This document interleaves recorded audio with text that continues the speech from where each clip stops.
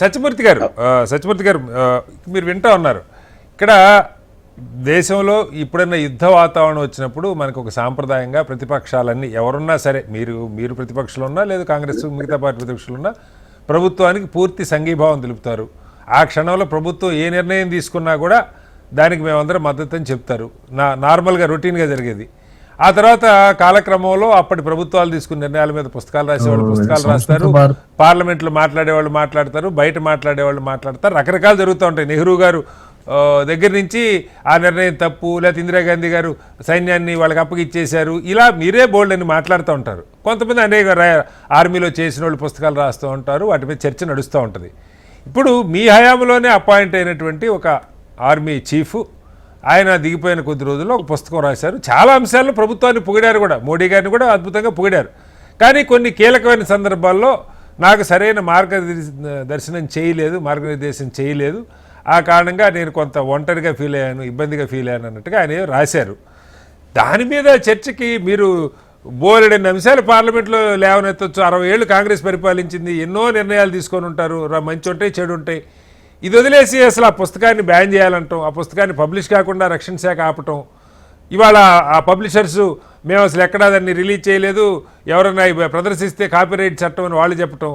రాహుల్ గాంధీ గారు ఏకంగా ఆ పుస్తకం రాసిన ఆయన ట్వీట్ చేసిందే ఈ పుస్తకం ఆన్లైన్లో ఉంది కొనుక్కోండి, నరవణే గారే ట్వీట్ చేశారు ఇప్పుడు సంవత్సరం క్రితం.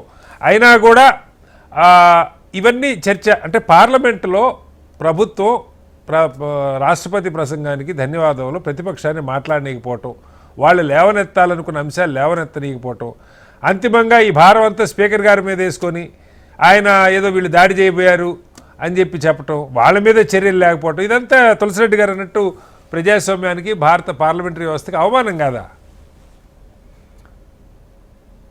సత్యమూర్తి గారు సార్ మ్యూట్లోకి వెళ్ళింది సత్యమూర్తి గారు, ఒకసారి అన్మ్యూట్ చేసి మాట్లాడండి. హలో సత్యమూర్తి గారు. యా చెప్పండి సార్. ఇప్పుడు వినపడుతుందా? యా వినపడుతుంది సార్, గో హెడ్ సార్. ఇప్పుడు తులసిరెడ్డి గారు ఆయన అనుభవించినటువంటి ఒక పార్లమెంట్ సభ్యుడిగా కూడా పనిచేశారు. ఆయన చాలా అనుభవం ఉంది. అలాగే లక్ష్మీనారాయణ గారు కూడా ఒక రాజకీయవేత్త. సరే ఆయన సిద్ధాంతం ఏదైనా కూడా, కానీ వీళ్ళందరూ ఒకే. అంటే ఇప్పుడు మనం చూడాల్సింది ఏంటంటే ప్రభుత్వానికి కొన్ని పరిమితులు ఉంటాయి. ఇప్పుడు ఆ పుస్తకం పబ్లిష్ కాలేదన్న విషయాన్ని ఆయన రాహుల్ గాంధీ గారే చెప్పాడు. పబ్లిష్ కాని పుస్తకాన్ని చర్చించేటువంటి అవకాశం లోక్సభ రూల్స్ ప్రకారం లేదు అని చెప్పి స్పీకర్ రూలింగ్ ఇచ్చారు. ఇప్పుడు దీనిలో ఇది ఒక టెక్నికల్ ఇష్యూ కావచ్చు, కానీ ఇక్కడ స్పీకర్ గారు ఇంకోటి కూడా చేశారు సార్. మీరు ఏదైనా మాట్లాడదలుచుకుంటే ఆ కంటెంట్ కి నాది బాధ్యత అని అథెంటికేషన్ చేయమన్నారు. రాహుల్ గాంధీ గారు అథెంటికేషన్ కూడా చేశారు, అయినా కూడా అలౌ చేయాల. అది అసలు పుస్తకం పబ్లిష్ గురించి అలౌ చేయని చెప్పి నిర్ద్వందంగా చెప్పారు ఆయన. అది స్పీకర్ కున్నటువంటి విశేషణ అధికారాలు ఉంటాయండి. సో కాబట్టి ఓకే, ఇప్పుడు అలాగే వీళ్ళకున్న అధికారం ప్రకారం అవిశ్వాస తీర్మానం పెట్టారు, దాన్ని తప్పుపట్టలేం మనం. వాళ్ళకున్న రైట్ గా పెట్టారు, దాని ఫలితం ఏమొస్తుందో చూద్దాం మనం. అది కాదు మనకు కావాల్సింది ఏంటంటే వీళ్ళేదో ప్రజాస్వామ్యం ప్రమాదంలో పడిపోయిందని, అంటే ఏదో మనం ఏదో ఏమంటారు చూసారా, మొసలి కన్నీరు కారుస్తే వాళ్ళని చూస్తే నాకు ఆశ్చర్యం వేస్తుంది. ఎందుకంటే ఇవాళ మొట్టమొదటిసారిగా ఇవాళ అవిశ్వాస తీర్మానం పెట్టారా? లేదు, ఇంతకుముందు ఎప్పుడు పెట్టలేదా? అలాగే మొట్టమొదటిసారిగా ఒక పుస్తకాన్ని పబ్లిష్ కాకుండా ఆపారా? ఇంతకుముందు ఆపలేదా? డిఫెన్స్ మినిస్ట్రీ కానీ అసలు నెహ్రూ ప్రభుత్వం ఎన్ని పుస్తకాల్ని తన హయాంలో బ్యాన్ చేసిందో మీకు తెలిస్తే ఆశ్చర్యపోతారు శ్రీనివాసరావు గారు. అనేక పుస్తకాలని వాస్తవాలు తెలియకుండా ప్రజలకి చేసినటువంటి ప్రభుత్వం. ఆయన కాంగ్రెస్ ఆయన ఆత్మవిమర్శ చేసుకోవాలి తులసిరెడ్డి గారు.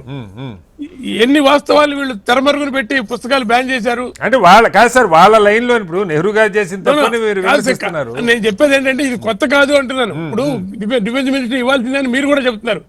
ఎందుకు ఇస్తారండి? కొన్ని సెన్సిటివ్ ఇష్యూస్ ఉంటాయి, ఎవరు వాటి గురించి దానికి వాళ్ళు ఇప్పుడు ఎందుకు పెట్టారు ఆ రూలు? వాళ్ళు ఒక అత్యున్నతమైన పదవిలో చేసినటువంటి ఒక వ్యక్తి దేశ రహస్యాల్ని నేను ఎక్కడ కూడా బహిర్గత పరచను అనేటువంటి ఒక ప్రమాణం చేసి మరి అధికారంలోకి వస్తారు వాళ్ళు. వాళ్ళకి ఆ పదవి ఇస్తారు, వాళ్ళకి దాన్ని రక్షించాలని బాధ్యత వాళ్ళకి ఉంటుంది. అది విత్ ఇన్ ద లిమిట్స్ లో ఉందా, అవుట్ సైడ్ ద లిమిట్స్ లో ఉన్నదా ఆ కమిటీ. సార్ ఇప్పుడు ఒక్క నిమిషం, సత్యమూర్తి గారు మంచి పాయింట్ రైజ్ చేశారు. ఇప్పుడు నరవణే గారు ఎక్కడ మన దగ్గర ఇన్ని ఆయుధాలు ఉన్నాయి, ఈ ఆయుధాలు ఇక్కడ దాచిపెట్టాం, ఇలాంటి రహస్యాలు ఏం చెప్పలా. ప్రధాని నాకు మార్గనిర్దేశం చేయలేదు, సంక్లిష్టమైన సమయంలో నన్ను ఒంటరి చేశారు అని ఒక కామెంట్ చేశారు. మనం అభిప్రాయం అండి అది. ఇప్పుడు మనం మొత్తం పుస్తకంలో మనకి రామాయణంలో చెప్తారు మీకు రామునితో కపువరెండు ఇట్లని అని చెప్తారు.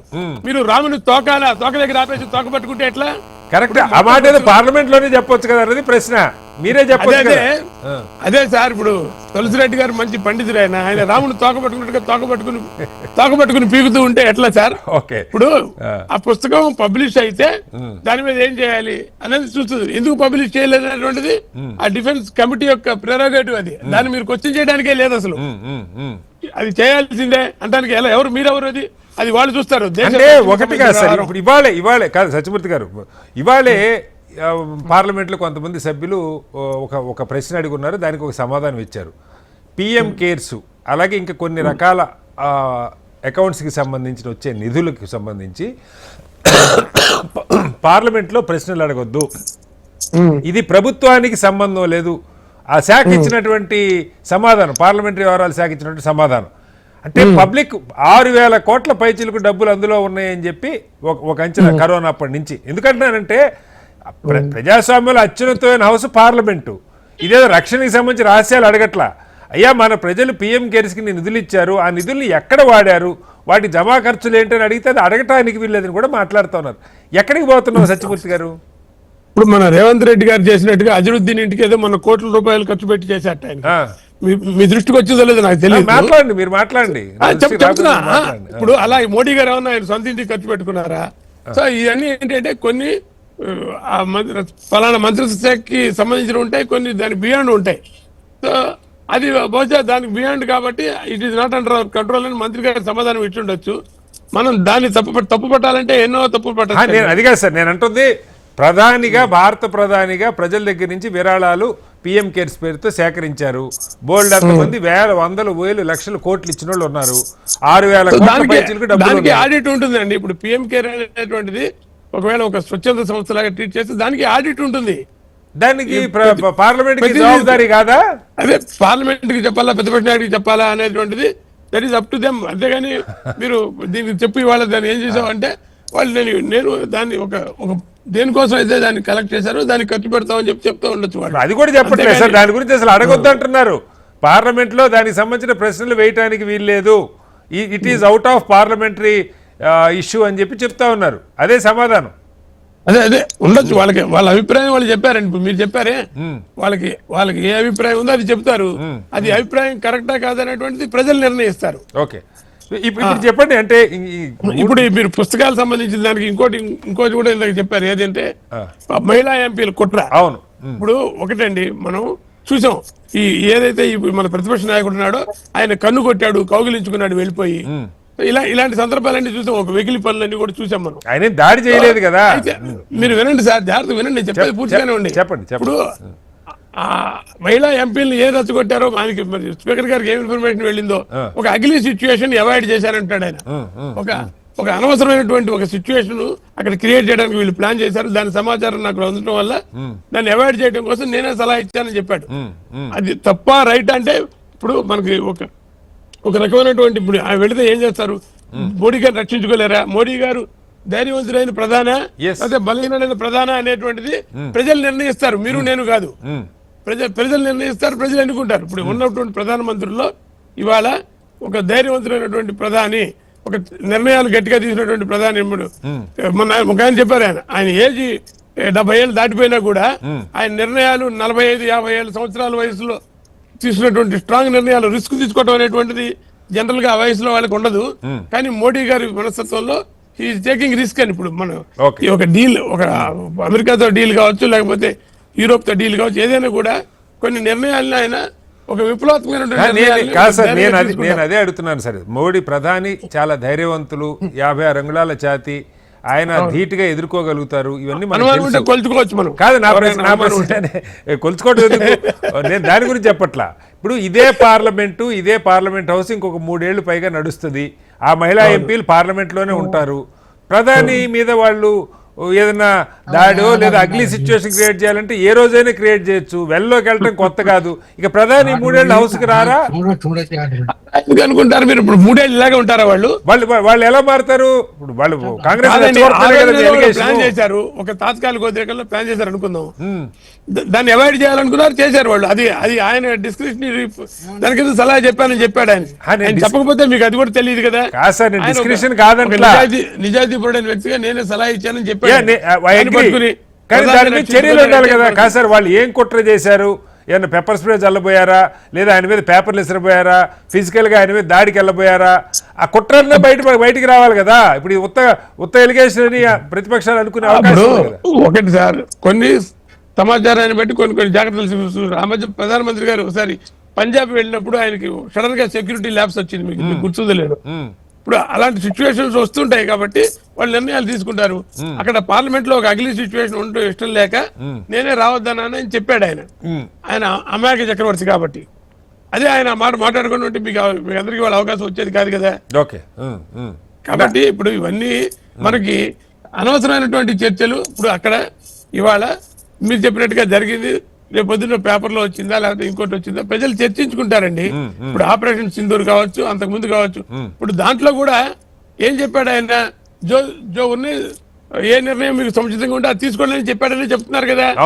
ఇప్పుడు దాన్ని ఎందుకు సమర్థించుకోరు అంటే, సరే చెప్పేశారు కదా, ఇంకా దాన్ని చెప్పాక దానికి సమర్థించుకునేది వాళ్ళే చెప్తున్నారు.